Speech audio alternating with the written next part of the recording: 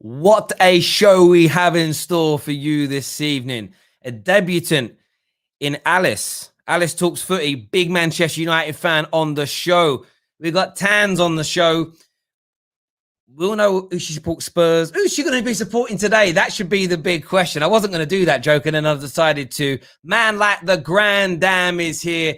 KJ's here for his therapy as well. Hit that like button. Hit the share button. Let's go, people.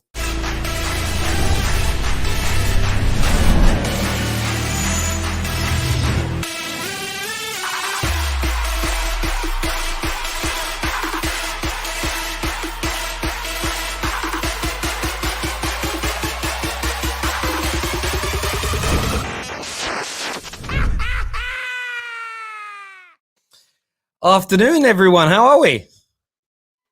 Good, man. Buzzing. Good. Buzzing. Chilling. You know them one, literally. We've got Liverpool later on. Charity FC back in the business. I promise you that. Chelsea fans, let's hope that things can unfold correctly and not wrongly. If not, it'll be very definitely delving into that today. Alice, welcome to the Football Terrace, and thank you for making your debut on the show today. How are you? I'm good, thank you. Thanks for having me on. Not a problem at all. We're obviously talking Ollie today. Ollie in, Ollie out. Not so much a debate about him, but where you see things going. What's he got to do to save his job? It's the talk of the town today. We will be covering the Liverpool-Chelsea game that's up later on tonight, and then discussing the top four race as well. All the viewers who are here, make sure you're smashing the like button, sharing this on your social media streams as well. We've also got a big quiz coming later. Alice, Dammy and Tans head-to-head with general knowledge questions about their club. Who do you think is going to come out on top? Get your comments in now. Get your super chat still and let us know. Super chat here says, big up everyone. How many managers have we had since Fergie retired? The board is the problem. Straight away, straight in there. United fan going, the board's the problem. We've had 4 if you don't include the interims. But I want to start with Alice on this. We know that it was another disappointing night for Manchester United. OLEOUT trending globally. A lot of talk this morning across social media networks, radio stations, that if Ollie does collapse and we lose his top 4 race, he may lose his job. Where are you at with Ollie's situation? Do you feel like he's reached his ceiling and he can't take us any further, and we should look to part ways regardless at the end of the season? Or do you actually feel there's genuine progression and people are sort of overreacting to a bad run of form? I don't really know how I feel about Ollie. My main thought is the biggest problem at Man United is the Glazers and the owners. And I go, okay, yes, another manager could do a better job than Ollie. I think Nagelsmann could do a better job. But for me, it's the obviously we can't get the owners out, but it's the owners I want out. And I think the owners are the biggest thing stopping us progressing forward. But I think with Ollie, you give him to the end of the season. I think it's CBS at the end of the season. If we drop out the top 4, I think he has to go if Man United lead the top 4. I just think he has to go. Maybe if he wins the Europa League and we actually get past the semi-final or something, he can stay.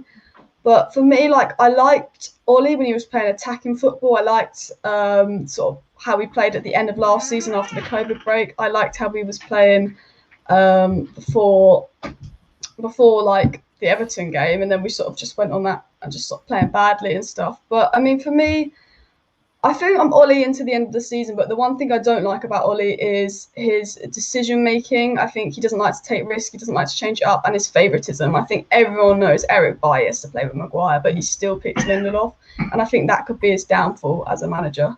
So I'd say my biggest problem is the Glazers at Man United, but if Ollie doesn't finish top 4, I would definitely say you've got to get rid of him. Yeah, I understand that. From your point of view, KJ, and I've had 24 hours to relax and calm down a little bit. If Ollie's taken us as far as he can go, should he even survive the summer? If we were a well-run club, should we look to now move on from him and get a better manager in to take this talented group of players forward? Or is it a case of people just saying, actually, no, let's stick with a manager to the end of his term? We haven't done that since Sir Alex Ferguson retired. Everyone's got to slow down with this sack nonsense. You know, where's your head at this morning when you're thinking about it?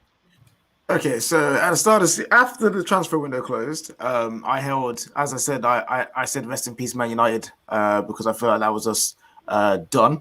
I felt like the owners and would show their hand and say, yo, listen, we're not looking to take us forward, especially in the summer where And in a season now where you've seen it, where we could have taken advantage of what's going on, but we didn't. We chose not to because they don't care. So at the start of the season, I was like, yeah, Man United have finished. Ollie will get sacked. I believed at that time he was going to get sacked in mid-season. Go halfway through the season now, go up to January time. He's done better than we thought after a very rocky start. Up there at the top, around second place. And a part of me was like, all right, cool. Like, maybe he won't get sacked. Maybe they are trying to do something as a club, and this is the way forward. But as time has gone on, you just start to see the deficiencies again. And it's like you can clearly see that this club, these owners, the structure don't care about being the best team in England. They don't care about getting the best players in. They don't care about making sure that this club doesn't fall behind the pack. And if you're gonna do that, a manager like Ollie is not good enough. If you're not going to back him, you're not going to give him the support. If you're not going to give him the things that he needs to become a good manager, to become a great manager, then why is he here? And this is no slight against Ollie in my opinion, in terms of I despise him. He's the reason why we're bad. And da, da, da, da. He's just a victim. He's just a symptom of the real disease here. And so if you're not doing this whole rebuild, if you're not going to do this whole culture trying to fix the club, there's no point of him being here. Just get someone in who would happily work with whatever he's got. A good enough manager that can take a mixed match of players and make them play a brand of football, which you guys as a club can be like, all right, cool, we're cool with that. Because right now, there's nothing going on. There's no planning. There's no foresight. There's no future. Yeah. Tans, from your perspective, looking from the outside in, do you think Man United fans should be happy with being second? I mean, factually, we're 12, 13 points better off than we were last year. We're comfortably in the top 4 at the moment in comparison to last year. We've scored more goals. We've conceded the same amount as last year. We've won. I think we've lost 8, 9 games at this stage last season. We've only lost 4. Do you think Man United fans are just being reactionary over the top with wanting Ollie out, or do you think they've got a point along the lines of he's taken us just as far as he can, and we just want to move on to someone better now? Yeah, no, I agree. I think, there's been improvement. You're obviously second on the table, and I guess that looks great. Things look rosy, but I think people need to remember it's Manchester United. This is a club that have won Premier Leagues, Champions Leagues.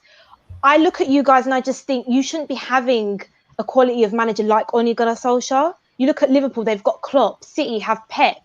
Man United, I feel there are obviously other issues. Glaziers, they've been an issue for quite some time now. And I also think the quality of players, let's be honest, I don't think McTominay, Fred, they're good enough. But the manager, I think, yes, he's probably taken you as far as you could go. But look, I think it's also a mentality thing as well. I think the players sometimes, I think they forget it's Manchester United and they tend to bottle certain games. And although Ollie has done okay this season, you have to remember as well, you've been knocked out of the Champions League and you're back in the Europa League. I keep saying it's Man United. You should be right up there with City challenging for the league. And I just don't think Ollie long-term is the manager. I really don't. I get you on that. Damn it. How about yourself, bro? I mean, so you're Chelsea trying to hunt down Man United in the top 4 race now. Do you look at what you played us at the weekend? Do you look at the way Ollie sets up and the way Ollie coaches us, the way Ollie set the mentality? Do you look at that and feel fearful in the same way you are as Pep running City, as you are with Klopp running Liverpool? Is there any fear factor as a rival when it comes to Solskjaer? Absolutely not. Absolutely not. Listen, I'm going to sit down here. Yeah. The thing is, true, say everybody knows, that means Mr. Joke Man, Mr. Banter Man. But if I'm being honest, from a neutral perspective and as someone that enjoys football, Ole Gunnar Solskjaer for me as Manchester United manager is sort of like a mockery at this very point in time. He sat there as an individual. Ole is just happy to be here. You can clearly see as a manager, he's happy to be like, oh yeah, I'm the manager of United. He doesn't, like, literally, that's all it is about him. True say, I know your board obviously haven't done quite a bit of, so they should have sacked him ages back. Look at Chelsea. We didn't see progress just with 4 months. That was very time crunch, very time specific. We cut him off and we got in a new manager. Ole has been here for how many years now? You've gotten to how many semi-finals and finals? Nothing. Absolutely nothing. The Manchester United way, okay, is to be winning trophies. It's to be winning all these different things and keep on progressing in all the different competitions. That's not what you're doing now. Oli right now, and even your team, the way you guys set up your team is just a combination of all sorts of different individuals who don't. Truthfully, at the end of the day, how do they really merge well together? Do they make too much sense? You just see, oh, Aaron Wan-Bissaka, let's pick him up. Oh, Donny van der Beek, let's pick him up. Bruno Fernandes, let's pick him up. All these different individuals, I'm sat here wondering, what sort of squad are you trying to build? Who are you building this for? Even next summer, they could come around to Ole and give him £300 million, and I'm still not going to be bothered because why? Ole, what is the plan really? What is the plan? I don't really want to get into tactics with like Bruno Fernandes and those certain individuals because I'm sitting here thinking, is Bruno really going? Because this is quite controversial. I don't know how many people are going to agree with this. Bruno is sat there dictating a lot of stuff, but truthfully, how many clubs, if he didn't have this freedom, would he be able to put out the same sort of output? He doesn't do it for Portugal, okay? How is he going to do it at other big clubs? Truthfully, this guy is detrimental to your team because he's not as technical. So there are so many different things and so many different conversations and so many different things that can critique. But truthfully, to answer your question shortly, I don't think that guy should be there. I genuinely feel like he's ruining your club from top to bottom. And United fans that feel like he's doing a good job, well, you man don't know what it means to be Manchester United, honest to God. No, but here's the thing, damn it. He is not the reason we're so bad. He just happens to be in charge. You know what I mean? Like he in himself has a lot of issues. Yes, me and Terry said it at the start of the season. We are not too sure that he's the guy to make us win the Premier League. I don't think any Man United fan, even if they love Oli, would ever say that yes, he is the guy to win this Premier League. No one's ever saying that. But when you have a manager that isn't experienced, that the thing that he knows is Manchester United through and through. Remember, he knows Man United through and through, and he's trying to at least get the background in a certain way. And then the people above him are making it impossible for that to happen. Of course, he's gonna fail. Of course, his deficiencies as a manager will come through. With the tactics, with the rotating the squad, because he ain't that guy. So this is the thing: if the club, Manchester United Football Club, is not taking our status seriously, not taking our club seriously, by allowing a novice just to do what he's doing and not giving the support, at what point do you stop screaming at him, who's not good enough, to also just be like, all right, cool, like these people in charge, they don't know what they're doing. When you say support, when you're talking about support, what exactly? Because truthfully, once again, I'm a United fan. You understand? I don't watch United week in, week out. I don't analyze your statistics. I don't look at your transfers. But I know in recent years, you guys, the board have been giving you guys financial backing. My thing is, if your board was serious, you're cutting this guy off. He's not supposed to be here.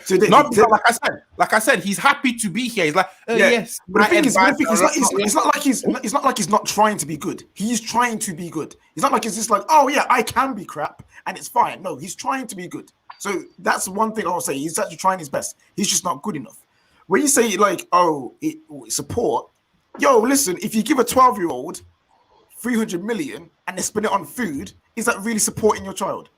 If they spend it on foolishness, is that really supporting your child? No. When I say support, no DOF, no plan, structure, not even getting the correct targets that he even wants. That's the support I'm on about. I can spend bare money, but if my son needs a hip replacement, but I give him a Ferrari, that makes no sense. And am I supporting my child? No. So and I think to echo what a lot of people have said, I think there's so many things here. My problem with a lot of OLEOUTers that I see on socials, and I'm talking more the Twitter people, is they feel that if Oli goes and a better manager comes in, that's it. That's the hey presto with eureka moment. Let's throw this scream from the rafters that the club's fixed. It isn't. Can we get a better manager than Oli? Absolutely. I don't necessarily have too much of an issue with his tactics. His tactics, I was talking to Rants earlier on today. We were having a chat. And he made a really good point about how Bruno Fernandes, and I agree with you, Dami, on one small element. Bruno's technical ability on the ball, he ain't a playmaker.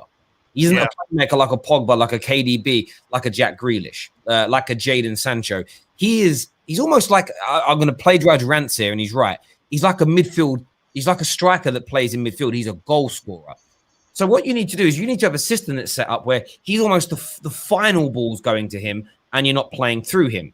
100%. The problem we have, when Pogba's not in the team, we have no one else in our club that is outright a creator. So when you talk about not supporting Ole, forget Ole's the manager.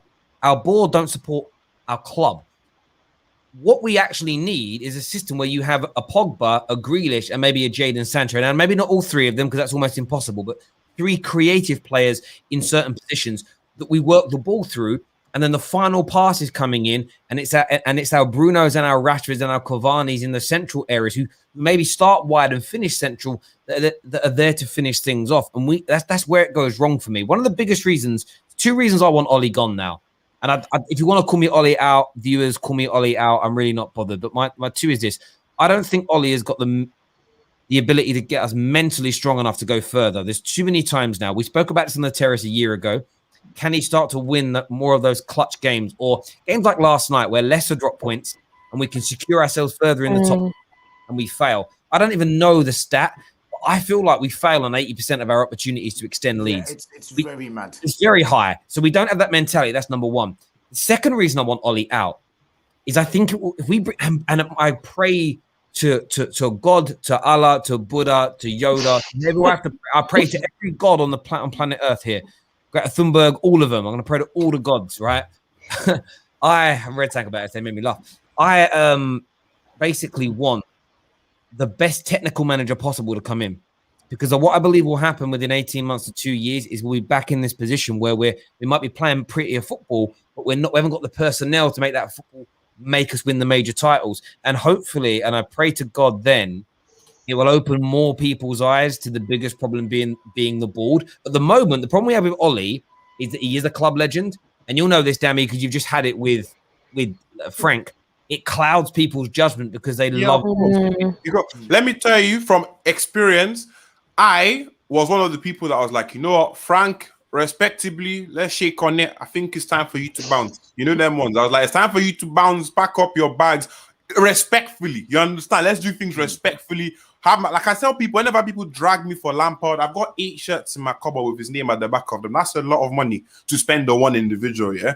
So true say, I hear that a lot of fans are clouded by that judgment of, we've got a legend in charge. You understand? Let's give him way more time.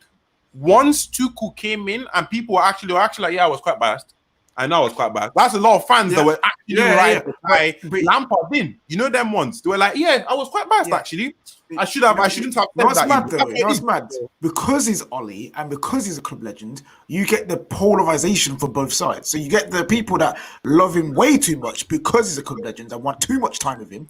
But then you get the people, because he's a club legend, you want to hate on him now because look what you're doing to my club. You're supposed to be a legend of the club and now you're destroying it. So it's just like him in this position, in this moment in time at Manchester United, is not good for anyone right now. It's not. He is too polarizing, whether it's his fault or not, if he's trying to do it on purpose or not. That it's to the point where I'm part of resistance, isn't it? Anyone can get got to make sure that these pagans get what they're getting, fam. So if that's all he needs to get got, Rashford, Pogba, Martial, whoever it is, they can go so that people can open their eyes, take out the bias, take out the agenda, take out the love, take out everything. Take off all the glasses and open your eyes to see what the real issue is. And it is the pagans, fam. It is that Wallad as well. When we go back to stadiums, yeah, I hope no one goes back to Old Trafford. Well, they will, though, KJ. They will. I hope no one goes back. They will go back to Old Trafford because it's people's lives in terms of they're desperate for it. So, and that's on them, and they're sort of entitled to do that. And listen, I agree with a lot of what you said there KJ, about the resistance and people understanding.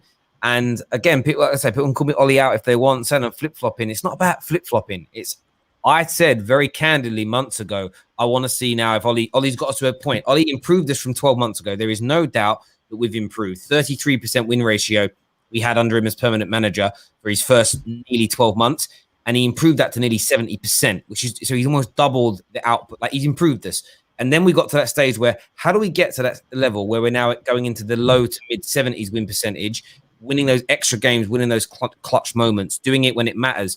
Ole's had so many opportunities to at least win 1 or 2 of those games, and invariably he has failed. And that for me tells me the mentality isn't there. But the biggest point of wanting him to move on is hopefully it will expose, because you always hear it from OLEOUT, oh, I know the Glazers are the problem, but the first thing we've got to do is get rid of the manager. In my heart of hearts, it almost scares me though, Ollie going, because I'm almost scared to get a brilliant manager. I want to ask Alice this question. Are you worried about the idea of getting a Nagelsmann or an Allegri, someone that people really want, but then them failing again in the same way that LVG and Jose did because the structure isn't there, the long-term backing isn't there? Do you think that will happen again? Do you think we'll fail again with a new manager? Or do you actually think with this current squad, a Nagelsmann, an Allegri, a Simeone, you might have somebody else in mind, could actually get us to that point where we're challenging for titles? I definitely think the squad has the ability, get a top centre back in and a creator, and I think the squad has an ability to challenge for title. And I do think a Nagelsmann could take us to the next level because I think they are technically better than Ollie and they have a bit more in-game management and stuff. But my only thing is, I just feel like the board just wants us to be a top 4 club just because they can get their Champions League revenue. They're not that bothered about titles. Like Mourinho got second. I thought, okay, we can maybe move on for this and progress. We had a crap transfer window. And I think with Ollie, his first 2 choices in the transfer window in the summer were Grealish and Sancho. And he didn't get any of them. He got Cavani, who he didn't want, Tellez, who probably his 3rd choice left back, and Van der Beek, who it looks like he didn't want.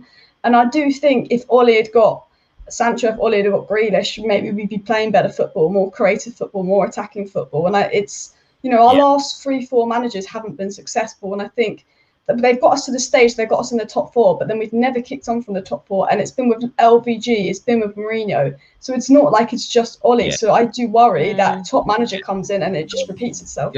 Interesting. Absolutely right. Absolutely right when you say that, because it's what I hear from, again, this is the things, what you hear from OLEOUTers is, but he's already had a centre back. He's already signed 2 or 3 forward creative players. Why should we give him any more? And it's like, I kind of get your logic. I do get your logic, but it's too peninsula. It's too small. It's too narrow. You're not seeing as Vinnie Jones would say, do you need me to draw you a picture? Do you need the bigger picture? You've got to go from portrait to landscape here and look at the wider angle, because we should still be signing. Even if the board this summer go, listen, we're not renewing. Say they decide internally we're not renewing Ollie's contract. Doesn't mean you shouldn't sign Sancho or Grealish, because they are superstar players in the making. Yeah. You need them at your club.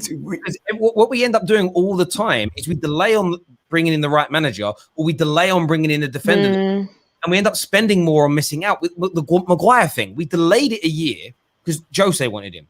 But we could have got him for £50 million when Jose wanted him. We bought him a year later for 30 million more. Now, Ollie gets that in the net because Ollie wanted him as well. But if we'd have just used their head and bought him the previous summer, there wouldn't be the same ridicule on Maguire, because he would have cost 50 million, not 80. Plus, we'd have an extra 30 million pound to spend. It's mad. We need to stop. Crazy. This is why, Damien, this is why I was talking about the whole DOF and support thing. We don't buy for our own football club. We buy for managers. And then when we inevitably throw the managers under the bus and pull the rug underneath their feet, we then have players that don't suit the next manager's style, and then we spend so long trying to get rid of them. We still have Phil Jones from Fergie's era. We still have David De Gea. We still have Marcus. We had Marcus Rojo up until January.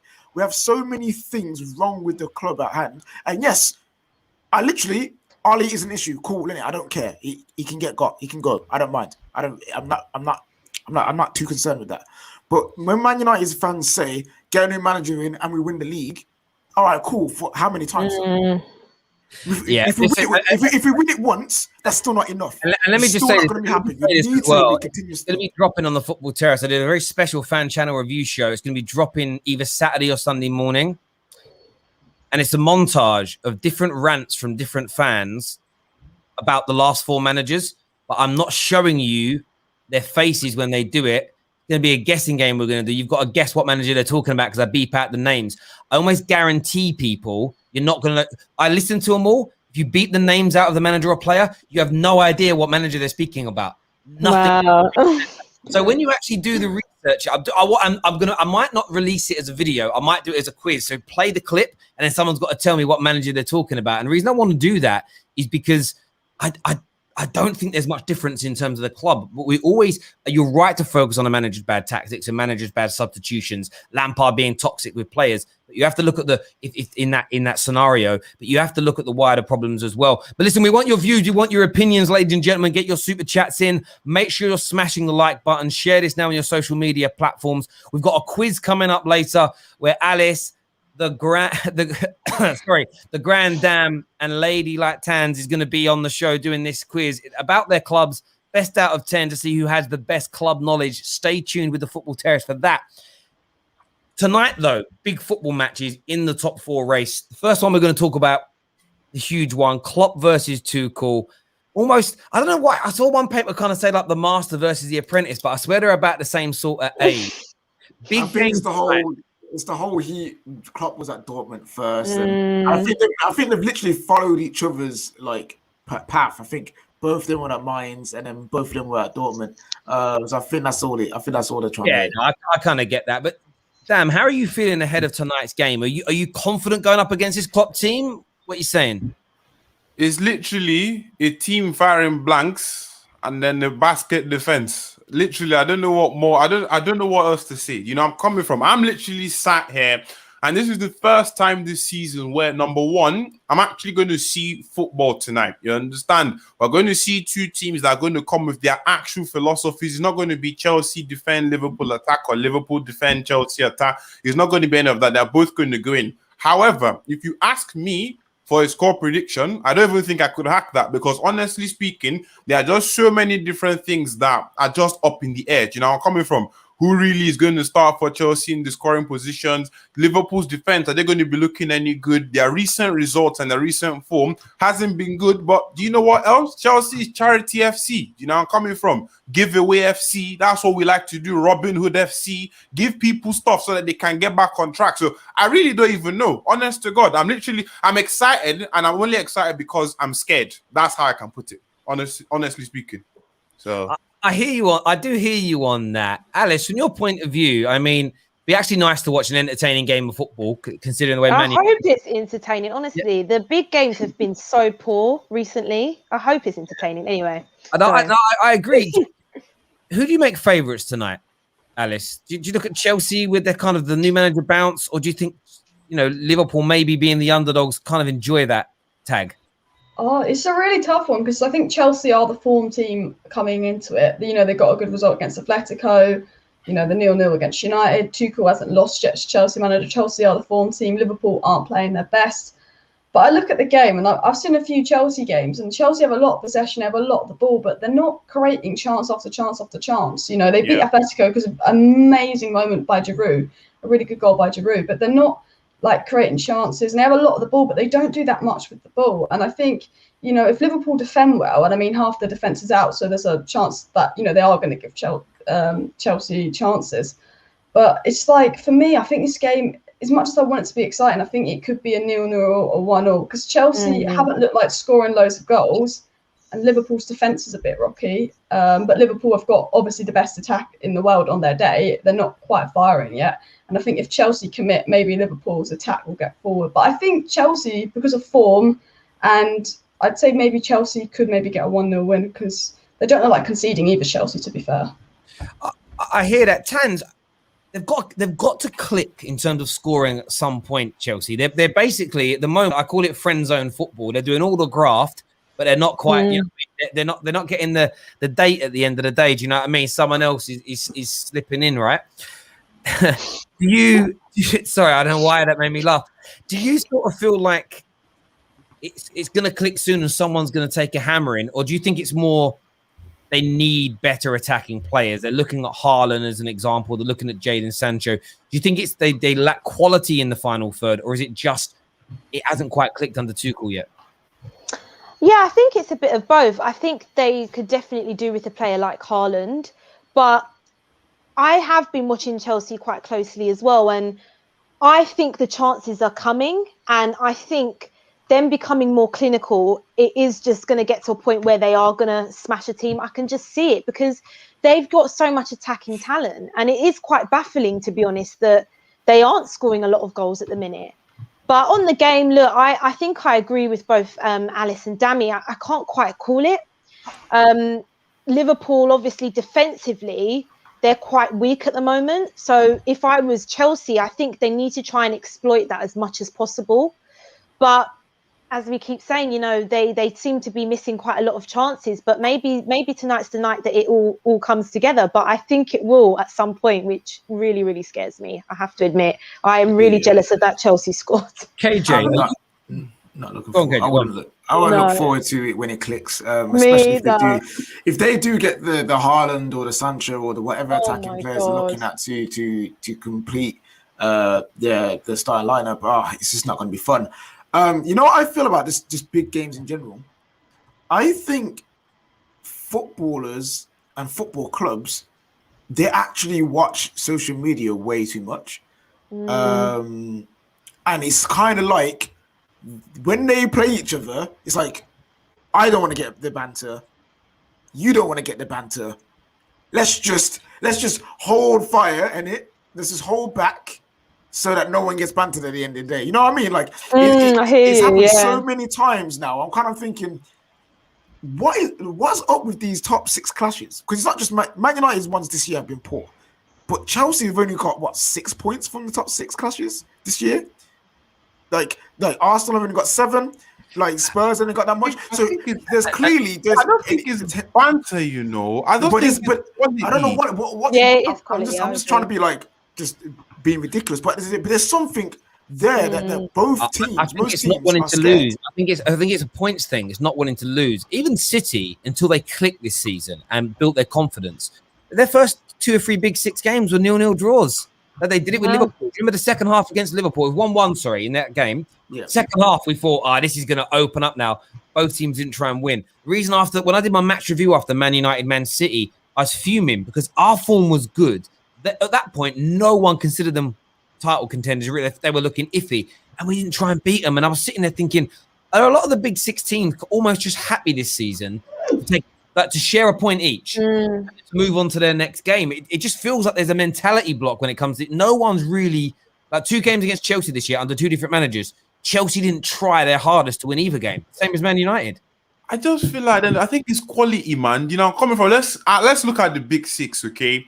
Let's look at prior. Chelsea had Lampard, Arsenal had Arteta, United have Ole Gunnar Solskjaer. For starters, those 3 managers are not even in the top 5 in the league. For starters, let's even start that off. Those 3 are not some of the. When you're talking about the best managers in the Premier League right now, you wouldn't write any of those names down. Then you go over to Manchester City. Obviously, things didn't start very well at the start of the season. Everybody started thinking that they were not going to do anything. I mean, they've gone into 7th gear now. You understand? They're approaching 8th gear right now. And even when they're in 2nd gear, they will smash anybody up. But at the start of the season, they weren't really looking too good. Then Liverpool, due to the fact that they didn't really do too much in the transfer window, they couldn't really get as many players required to plug holes for injuries. And then which other big team? What team am I forgetting? There's Tottenham. And then Tottenham, Tottenham, and then the history of the Tottenham, I'm coming from. I knew that was coming. The history of the Tottenham and whatnot. At the end of the day, that's how they do their thing. So, truthfully, I definitely agree with Terry when he says that at the end of the day, it's just been 0-0 and nobody's trying to lose.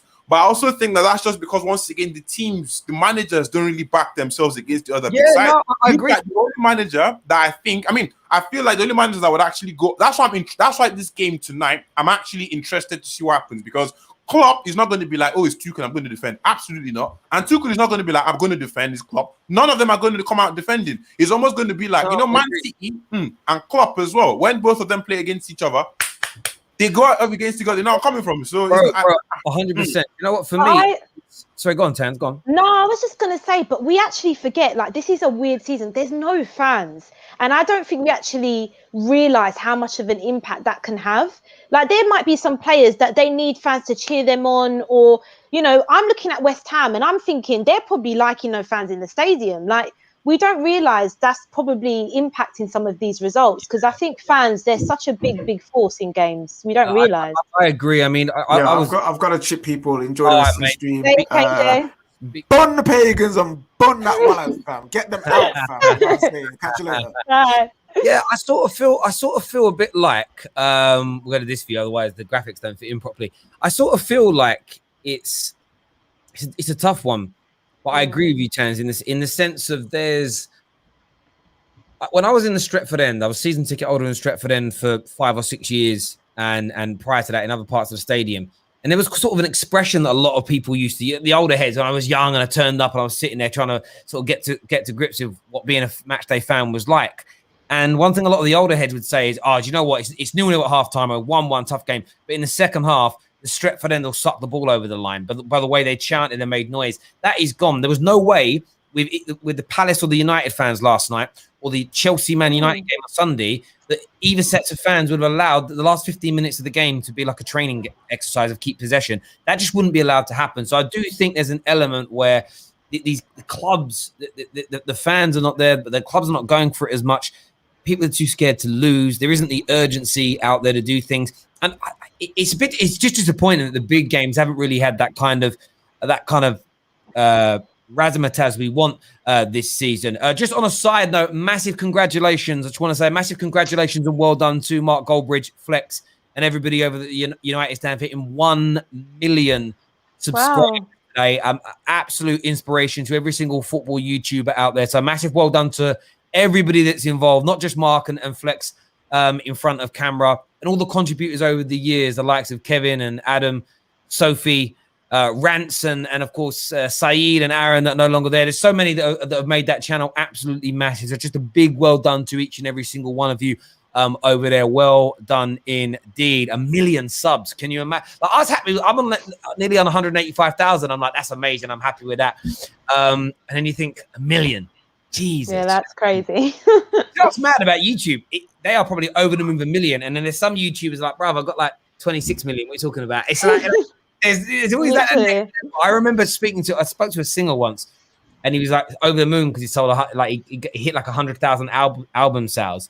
And then someone sort of said, yeah, but so-and-so did like 1 million last year. And then it was like, yeah, but Michael Jackson sold 50 million of Thriller in the first year. Like, there's always levels, but that 1 million subs from the United stand is absolutely amazing. In terms of, I want to speak Tottenham for a minute. They're kicking off in sort of 20 minutes time, Tans, and big opportunity for you to get yourselves fully back in this top 4 race that we're going to move on to talking about. Are you confident you can still make the Champions League this year, or are you not sort of looking that far ahead? You know what, Terry? I'm not looking that far ahead. I don't want to be naive and think that, beating Burnley 4-0 means that we're going to go on this mad run. I think we have to take each game as it comes. I mean, looking at the game, we should get a result, but I think Fulham, they're in a position now where they've got to win. They've got to get 3 points, relegation battle. And I feel like they're the teams that I just always hate playing against. But if anything, it might be a bit of an open game because they know they've got to come out. So I'm hoping that we can, exploit spaces and just, play attacking and get an early lead. But top 4, yeah, I'm not 100% confident. I just think there are other teams in the league that are just better than us this season, unfortunately. I'm looking at Everton, West Ham. They're saying they're the best team in London now. You probably can't disagree with that. Chelsea, City, United, as much as they're sort of going on a bit of a dip, I think they're cemented in that top 4. It's just very, very difficult. But mathematically, I'm not writing it off. It's still possible for sure. Yeah, Alex, how confident? I mean, obviously, United are in a good position. You've got Spurs that I think will get the points tonight. They're breathing down the neck of top 4. You've got the outside chance of, you've got Tottenham, sorry. You've got Liverpool and Chelsea that are fighting hard to get back in. Leicester look like they're having a little bit of a wobble. Who do you think is going to make the top 4 this year? You know what? I'm a little bit worried. We know Man City have got it nailed on. I'm worried that Liverpool could maybe start to click again. I know they've got a lot of injuries. I do think Leicester could just repeat last season and fall out. But there's Liverpool, there's Chelsea, there's West Ham, there's Leicester, there's United. 2 of them aren't going to make it. And we've won 2 of our last 8 or 9 games now. So there is a small part of me that does worry, are we going... Because Man United is very much a momentum team. We'll have 3 months, we're great and we're playing great. And then we'll have 3 months of crap. 3 months of great and 3 months of crap. And are we in our 3-month period of crap? Is it just, we've got Man City next. We've still got to play Liverpool. We've still got to play Spurs. So that will probably be a few more 0-0s, knowing us. I do worry. I think United should finish in the top 4. And if we didn't finish in the top 4, it would be a joke, with the quality of players that we have. I don't think that's an excuse for us not to finish out the top 4. But I do think Chelsea are going to get in the top 4. I do think United will. And I think it'll be between Liverpool and Leicester for 4. But I have a feeling West Ham could drop off. Mm. Yeah, I hear that. How about yourself, Dan? I mean, Spurs, do you give them an outside chance, or do you think they're just too far away now? Absolutely not. No way. Absolutely not. Tottenham can stay back where they belong. You understand? You man can occupy your Europa League positions and fight with Arsenal for all of that. But on a more serious note, though, I'm thinking Man City having the bag. You know, I'm coming from Man City having the bag. As much as I think Manchester United, you know what? I'm not the biggest fan of how you guys are operating right now. But true, say you guys are second. You're quite. I mean, the point gap is not even that significant anymore. But I think you also finished in the top 4. Leicester, as good as their team is, they have a good first 11. I don't think they have a magnificent first 11. I don't think they have a magnificent squad. Once some of those pieces in between the lines are starting to fall off, like they are with the injuries and everything, they will drop out of the top 4. West Ham, meh. Europa League settings, they're not in top 4. I think it's going to be Man City. Now, not in this order. Man City are probably going to finish first, but it's United, Chelsea, and Liverpool. I think those 4 teams are definitely going to be qualifying for the Champions League next season because, like I said, Leicester, as good a squad they are, I just feel they don't have enough in them because, once again, if somebody gets injured or if anything happens, then there are really issues. West Ham, yeah, they are doing quite well right now, but I feel like the big teams will show the reasons why they are the big teams and they will surpass them eventually. So that's what I think the top 4 is going to be. It's so interesting for me because although they keep saying games, that's why Man United's kind of dropping of points in the last week or so has really frustrated me because you are running out of games, and the more you win, the harder it is for everybody else. That's such a basic thing.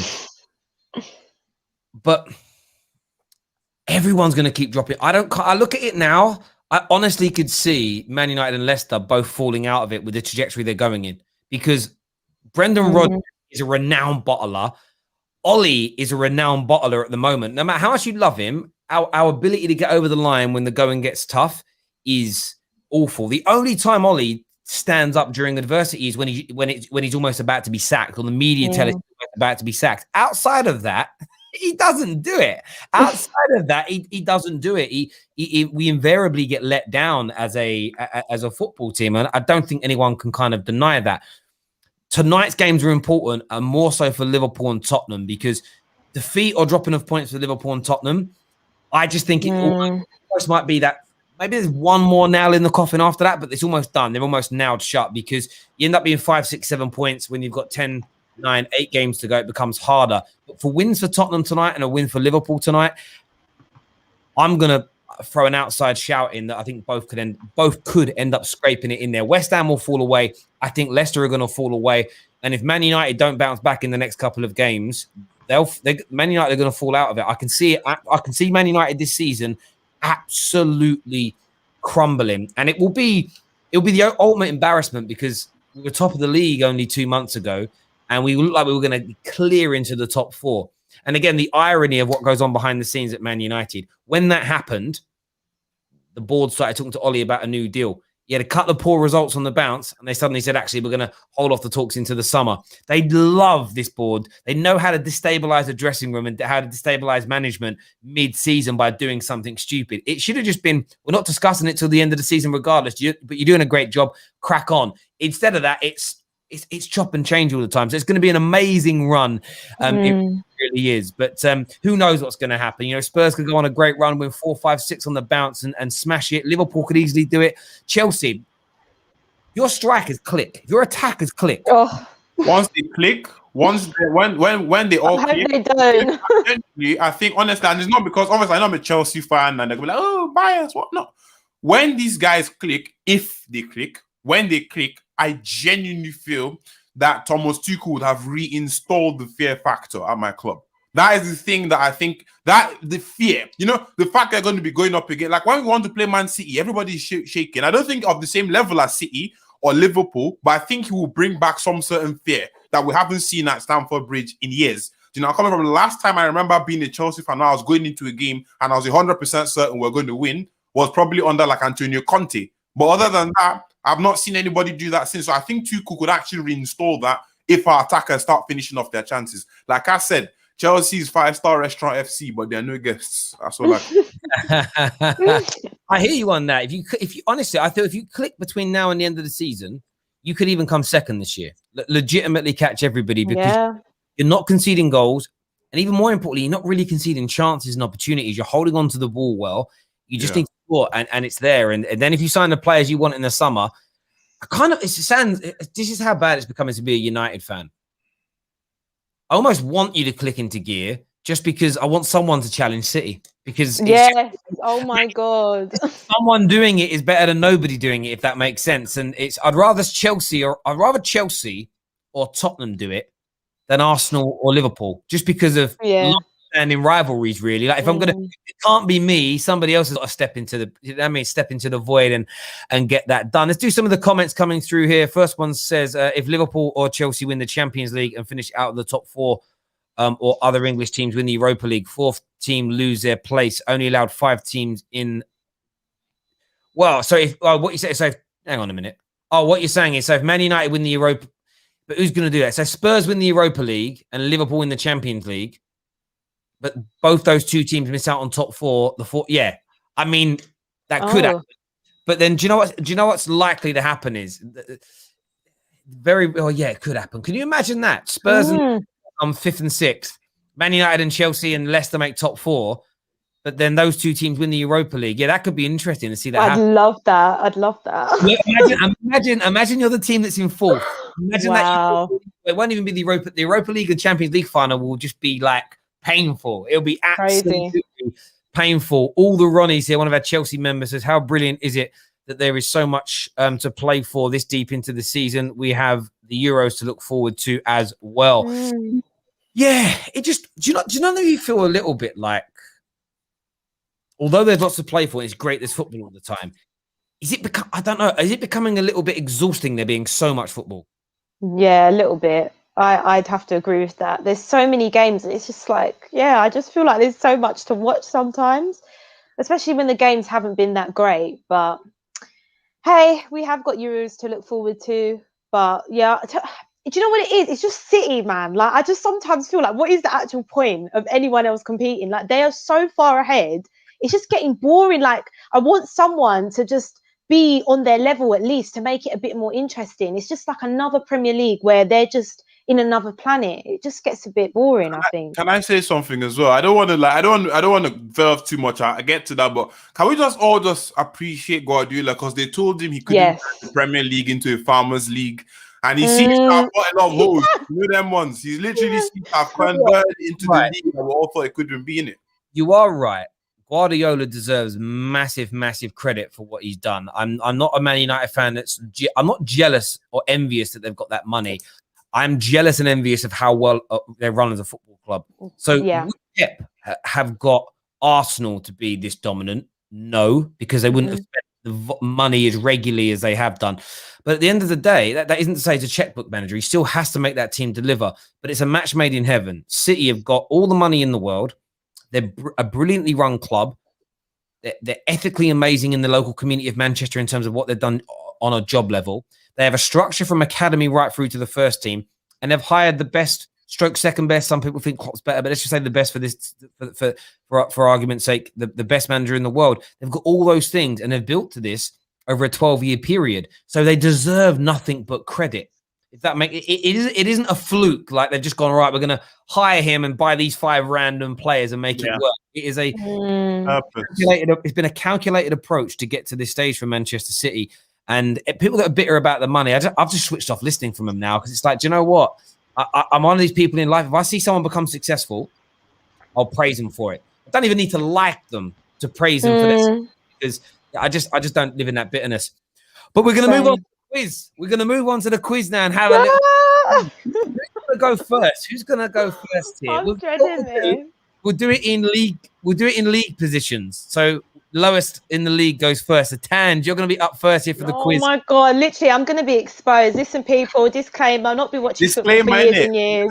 Like, I'm so sorry if I don't know anything. I don't claim to be an expert, so and just guess. You might get these right.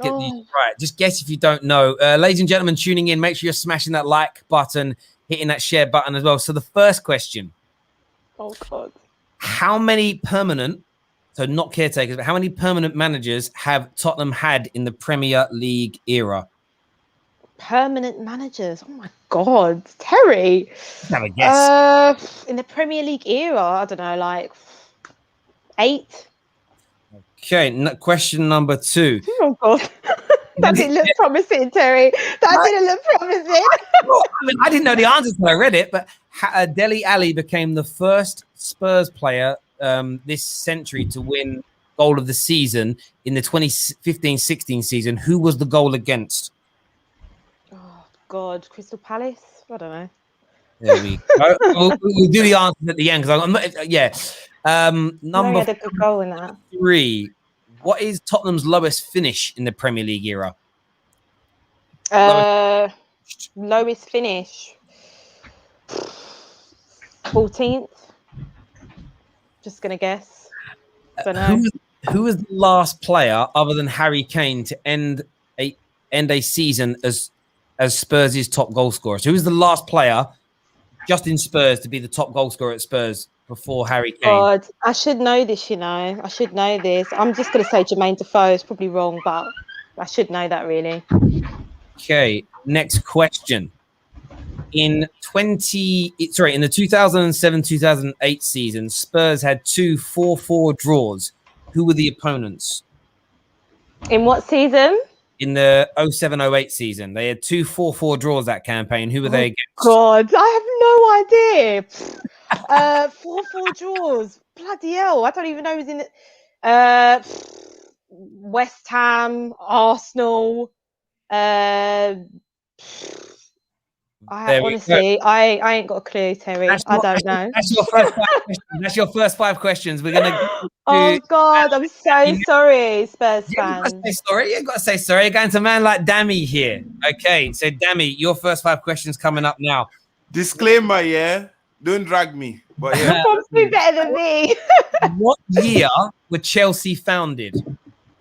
Oh my God, that's horrible, Terry. That's so horrible. Do you know what it is? Yeah, I believe it's 1905. I think it's 1905. Either 1905 or 1904, but I'm not too sure which one it is. I think it's 1905, innit? I think it's 1905. First answer. Question number 2. Which manager won Chelsea's first Premier League title? First Premier League. Like Premier League. Premier League, like is in Premier League title, yeah. Oh, that's Jose Mourinho. Question number 3. Who is Chelsea's record club signing? Transfer-wise. Bloody hell, there's loads, probably. In it. I mean, the thing is, I have 2 names in my mind. But I believe I don't know if the other one was made public. I think it's Kepa. You know, I'm coming from, I don't know, but the thing is, I think it's Kai Havertz, but because I think Kepa's was public, that's what I think. But let me just take that in it. That's what I think. Which one are you going with? Which one are you going with? You know what? I think, God, man, Terry, what have you done to me, fam? This is horrible. In it, because it has to be one of those 2. You know, I'm going to go with Kai Havertz because I think it was more, but I'm not too sure if it was a public thing. Let's just look at like that. There we go. Number 4. Who is Chelsea's all-time leading goal scorer with 211 goals? Super Frankie Lampard. You know them with there. Can't catch you with that. Your 5th question. Who was Chelsea's top goal scorer in the 1999 season? Oh my God. I said this on the quiz the other day. I wasn't born during World War II, but I know what happened. So come on, mate. Like, oh my I would not know. 1999. Who is your top goal scorer? Who was played in 99? I can't even begin to think, innit? Oh my God. Guess or just say you don't know. Have a guess. I don't even know who was playing in 99. I mean, Zola? Absolutely not. I don't think it's Zola. Oh! Anyway, that's your first 5. We're moving on to Alice now. Sometimes just logic sometimes and have a logical guess. So your first 5 questions coming up. So I'm going to make a list of these so that we don't I don't forget which ones are what answers because I'm very badly organized. So now question number 1. Which player is affectionately known as the king to Manchester United fans? Cantona? Okay, question number 2. Which 2 players were suspended for Manchester United's 1999 Champions League triumph? Oh, okay, I wasn't even born. I know what happened in the game. So there was 2 players suspended for that final. Who were they?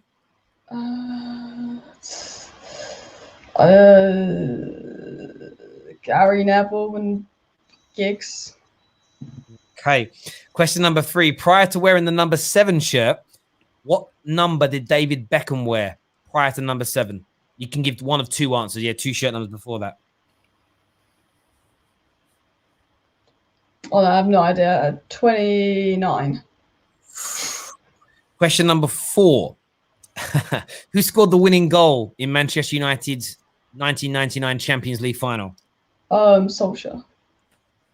Question number 5. Which player holds the distinction of being Manchester United's longest serving captain? Ooh. I don't know that. I'll just go Giggs. Giggs in there. Okay, so we're gonna go round. We're gonna do the scores for round 1 to begin with, then we'll go into the second round. I enjoyed these things. God. Eric, can I say something before you read out the scores as well? Yeah. Yeah. People watching. See, you know when you're watching the YouTube videos and they're doing the giveaways on the streets with the iPhones and you're there, I know the answer. Listen, yeah, I've been in that position. When you're on the thing, it's a lot different. Let me exactly. Pressure. Whenever I watch I watch one on I'm a Celebrity. If I watch Who Wants to Be a Millionaire or The Chase, I'm like boom, boom, boom. I know if I was on it, I'd be like, I don't know. Right, so let's go to the first round of questions here. What have I lost these? Here we go. Right, so Tam, we're going to go to your first 5. So the first question we gave you was, how many permanent managers have you had? You said 8. The correct answer was 14. Spurs have had 14 permanent managers. Bloody hell. Dele Alli's goal, you said Palace. That's correct. Oh, yay! One right. This was a guess. You almost got it. Your lowest ever league position, you said 14th, is 15th. Oh, 15th. That's my lucky number as well. I should have said 15. I didn't know that, but now I do. The last top goal scorer at Tottenham before Harry Kane, you said Defoe. It was actually Emmanuel Adebayor. Oh, really? Oh, my God. Yeah, he was yours. And then the 5th question we gave you, the 2 teams you drew 4-4 with, the Chelsea, Dan should know this. One of them was Chelsea and one of them was Aston Villa. So no points there for you. That I remember the Villa one. I was in a pub in East London and you were 4-1 down and you came back to draw 4-4. I remember everyone in the pub sort of celebrated it like they were Spurs fans because it was just an amazing moment. Next up, we're going to go to man like Dammy's questions here. So what year was Chelsea founded? You said 1905. You are correct. It was 1905. You were correct. Hey. Was your first manager. I'm so glad on this 3rd question when you said your record signing, it's officially Kepa, but it is Kai Havertz. So yeah, there you go. I'm going with Kai Havertz because we know how much he was paid. Chelsea then pulled it off their website because it was meant to be undisclosed. We know that it actually is Kai Havertz. The 4th question, who's your highest goal scorer? You said Lampard. The answer is Frank Lampard. And then amazingly, you guessed number 5 as your top goal scorer in 1999. You said Gianfranco Zola, and it was Gianfranco Zola. So oh my God, it's a wrap. It's actually a wrap. 5 out of 5, Dammy. Wow, well done. Chelsea. They call me. I saw you people in the comments calling me plastic. Call me plastic now. Try again. 5 out of 5. 5 out of 5. Wow. Question, who is affectionately known as the king at Manchester United? There is actually 2 answers to this. It can be Eric Cantona or Dennis Law, but you're right, it is Cantona. The 2 Man United players that missed the Champions League final were Paul Scholes and Roy Keane. The literal midfield partnership was missing for that game. Do you know what's mad? You're now going to notice every time you see famous pictures from it, you'll see them 2 holding the trophy in their suit. They didn't play in that game. Oh yeah, that makes sense. Yeah, it's logic. I've seen that picture as well. I've just was like, yeah, when you're on the spot. Prior to wearing number 7, David Beckham, the shirt numbers he wore were number 10 and number 24 at Man United. Who scored the winning goal in the final? You said Ollie. That is correct. Man United's longest serving captain. He was the captain for 12 years, and that was Brian Robson, Captain Marvel. So 2 points for you in the opening round. So, Tans, you're back on now. You're back on, and we're going to get this done because I know Spurs are kicking off literally now. They may have already kicked off. So, question number 6 for yourself here. Question number 6. Jurgen Klinsmann was Spurs' top goal scorer in 1995. Which club did he join you from? Oh God. I'll give you a clue on this one because it's an old question. They're a French club. They're a French club. And it's not PSG. Not PSG.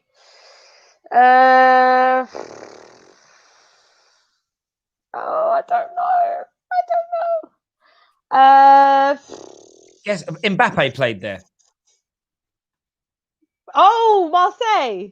No, No, not Marseille. No, not Marseille. I tried it. Oh my God. Dan, do you know what you're doing? You're overthinking. Next question. Hate quizzes. I hate quizzes, man. Honestly. This is an interesting one. So you can either say the It's name. more... I'll give you a point. I'll give you a point for each of these ones you get right. How many Tottenham players have scored Champions League hat tricks? Probably not many. I'm gonna say 3. Woo! I would stick with that if I was you. In the summer of 2006, Spurs signed Malbronk on deadline day after missing out on what Liverpool winger? And I'll give you a bit of a helping hand here. He's Australian.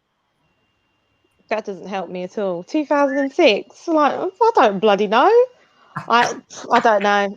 Don't know, Tay. Just count me out. Just count me out. I don't know. Which Spurs centre back joined Arsenal in controversy in the early 2000s? You're out of order for asking me that. the devil, the Satan that is Sol Campbell.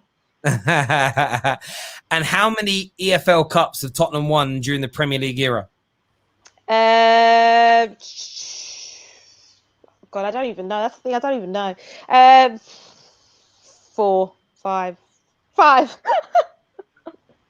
2. I wish. Do you know what? That's what it is. I'm thinking that we could win 5, or I wish that we had won 5. Yeah, I hear you. That's where I was going with that. I love it. Someone put none. Listen, Tammy, you're up here. You got 5 questions here. You're already well in the lead. So question number 1, 2, 3, 4, 5. Question number 6. In what position did Chelsea finish in their first Premier League season? What do you mean by this, bro? Where did you finish in the league in your first ever Premier League season? I don't even think my parents are thought of making me back then. What? Ah, Lord. Who can I think? I don't know. 8th, Yes. 7th. I'll take 8. I'll take 8th there. Next question. What year of the 90s? In what years in the 90s did Chelsea win the FA Cup? Jesus, you have. What year? Me. You have genuinely ended me there. If I'm not mistaken, I strongly feel it was. That was when did was it? That was that team with Zula and them lot. Was it 19? God, it's either 97 or 98. I can't remember which one. I think it's. I think it's. I just the way Terry's smiling. I'll take 97 from the way he's smiling. Okay. I'm trying to be nice and help everyone. I'm not trying to be. Who became the first player to score 4 goals in a Premier League game for Chelsea?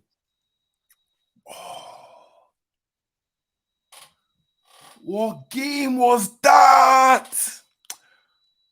Oh, what game was that? What game? Jeez, Dammy wants to win, boy. I'm a winner. You know that way there. What player scored 4 goals first? For Chelsea. Yeah, so the first in the Premier League era, what player scored 4 goals in the game first? Was this like, is this give me a hint here, Terry? Is this early days or like obviously? It's pre-Roman. Pre-Roman. Oh, then that sounds like maybe was Jimmy Floyd there pre-Roman? I think he was. Maybe I don't know. I'll take Jimmy Floyd as your first answer. Question number 9. Who did Chelsea beat in their game to seal the 2015 title?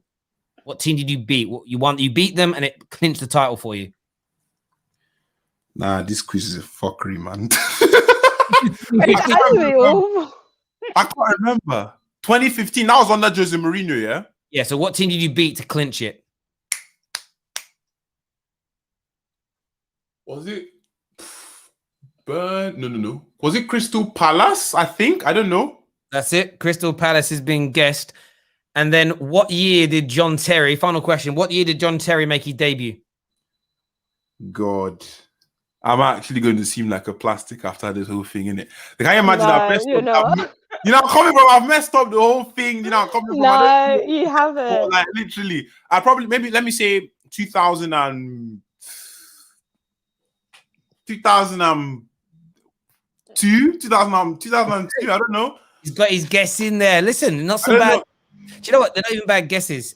Alice, your final round here. So, final round. I was writing these numbers down so I get all these answers in order. So, number 6. Which player took the number 7 jersey off of Michael Owen? Sorry, off of Cristiano Ronaldo. I'm guessing that's Michael Owen then. Oh, Terry, come on now. I'm sorry. I'm so sorry. Actually, in fairness, Tans, I literally gave you an answer. So we'll I know. I've got all the help in the world, to be fair. So, yeah, I can't really complain. Number 7, Sir Alex Ferguson famously kicked a boot at what player and injured his eye? Oh, I feel like I know this as well. Imagine a Man United player who, in the Fergie era, who wouldn't have wanted to have had his face damaged. Beautiful face. Everyone loves him. Beckham.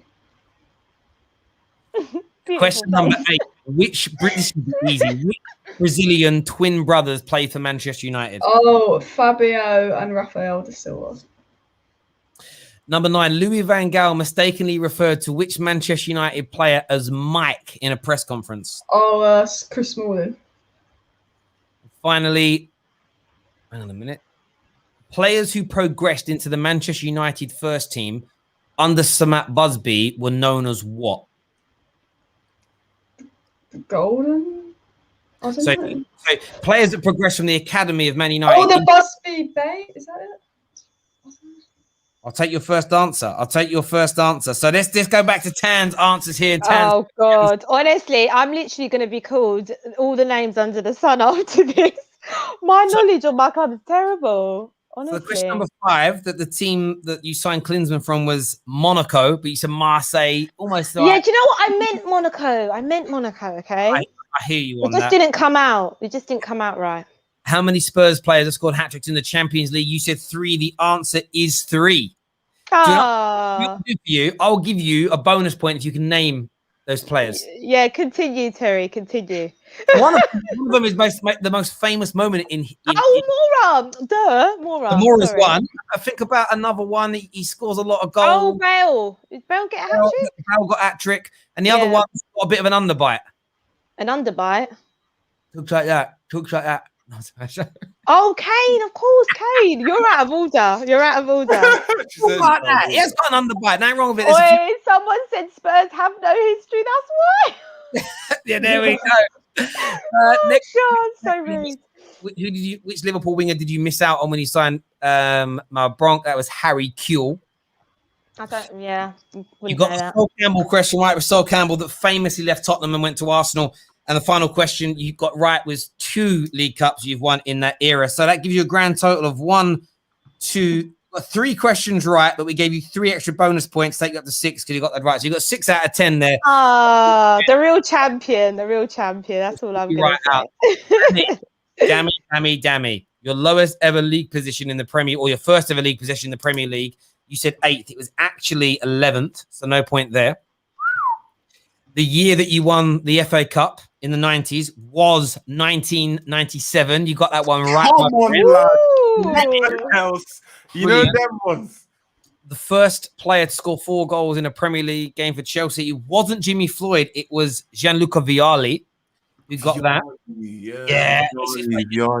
Right era. The team you clinched the title against in 2014-15 was Crystal Palace. You got that absolutely right.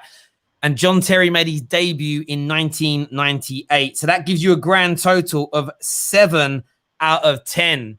Gives you 7 out of 10 there, mate, which is not bad. Not bad. Now, we're going to go into the final one here for Lady Alice. So, question number 6, you got right. Michael Owen, he did take the number 7 shirt off. Oh, you can't give her that one, Terry. You gave her the answer. You acted like I didn't give you one. French team. Question number 7. You got the boot in the face. Was David Beckham? You're right. The Brazilian twins were Rafael and Fabio. The player called Mike is Chris Smalling. And yes, you do into the first team, the Busby Babe. So that is 5 out of 5. Yeah. Ooh, brilliant. So we have a tie. So we should do a tiebreaker. We've got a tie here. We should do a tiebreaker. Oh, I'm gonna do the same tiebreaker I did the other day. I need to get it up in front of me though on the screen because I don't actually know the answer myself because my knowledge is average as well here. So I'm gonna get them both up. We're gonna do a tiebreaker.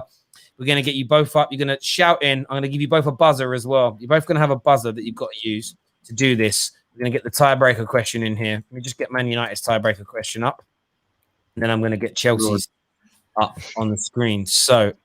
Oh, I'm hearing Spurs have started poorly. Oh, God. Stress. All right. It's all right. We've got Elite KJ back in the house with us as well now. All right, Alice. Beat him. Beat him, Alice. Come on, I believe. Okay. Yeah, come on, Alice. Come on. And next. So this is going to be, you're probably going to have to guess this, but maybe you know it. I'm just trying to get them up in front of me here. So, we're nearly ready for this. I wasn't prepared. I should always have a tiebreaker question ready. I'm an idiot for not doing it. In what year did your club win its first FA Cup? Damn. Alice, okay. I have no idea. I'm not going to lie. It's okay. True say, I can't lie to you. Wait, do you mean like my club specifically? Or like what we're saying? Your club, yeah. So this is not within the Premier League era. It could be whenever. Okay, I'm gonna scrap the question. I'm gonna do Egypt. I'm gonna ask you the question. It's about both your clubs individually. So this is gonna be the question. You need to be on point here. In what year did your club win its first Champions League? Oh, that's easy. 2012. Oh, that's unfair. Ours goes all the way back, bro. Oh no, It's I not. know. It's in like we won it in '99. We won it in the 2008, didn't we? Oh, That's all right, Alice. I'm sorry. 67. Oh, Alice. Oh. 1968. Oh, it's one off. I knew it was the 60s. Yeah, it's just so maybe it's me. I just thought I look at that as a fairly normal thing, a bit like how many toes. I knew it was the 60s. I knew it was the late 60s. I was like, oh. Yes, there we go. Well done, Dammy. But listen, both of you did really well. 7 out of 10 on the general knowledge, and they were man. as well. Like mixture of the eras in there as well. Tan's coming in with a 6. The 6 out. 6. Yeah, but I was about to say 6. Oh, Knock those 3 off, man. Give her a 3. Listen, I hold my hands up. Quizzes, I'm pants at it. So Listen, it's what it is. You know what it is? Do you know what comes down to football? You get so many different kind of football fans, right? There are some I've met over the years who have general knowledge questions that could tell you the ins and outs of a football club, but ask them to explain what the offside rule is. They know that they can't talk about it. Some people can talk about analytics and tactics and stats, like second nature, but you ask them what year their club was founded or what their third kit color is, they have no idea because it's just everyone, all she's for courses, as they say. Listen, everyone who's tuned in today, a massive thank you to each and every single one of you. We're live again straight after Liverpool versus Chelsea this evening. We'll be back. Make sure you go to the links in the description below. Both channels for Alice and the Grand Dam are there for you to go and sign up to their channels. You always see Tan here on the Football Terrace. He's on the the Spurs podcast. Oi, Terry, you just let it slip who she really supports, bro. Why would you do that? All right, yes. Never. The lady that caused the controversy. Everyone who's tuned in, a massive thank you. Alice, thank you for making your debut. The Grand Dam, brilliant and pleasure as always. Tans, lovely having you on one of my shows. And KJ, thanks for just popping in and out like we're, I don't know, like we're a convenience store, like we're at the barbers, I don't know what. But thank you, bro. Always a pleasure. Until next time.